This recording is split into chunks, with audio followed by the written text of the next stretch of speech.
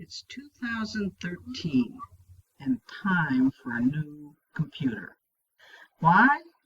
I got the blue screen of death over and over and over again. And I got the red signs of danger, meaning I have no space. What did I do? Help! I decided to buy a new computer.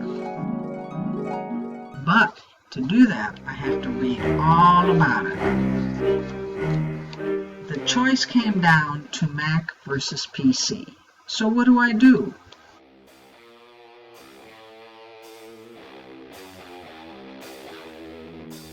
I want them both.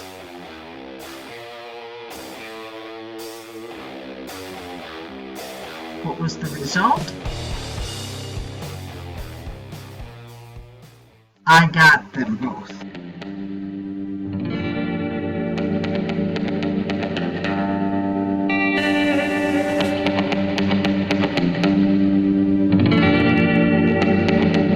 Yes, I'm quite happy with a PC and a Mac.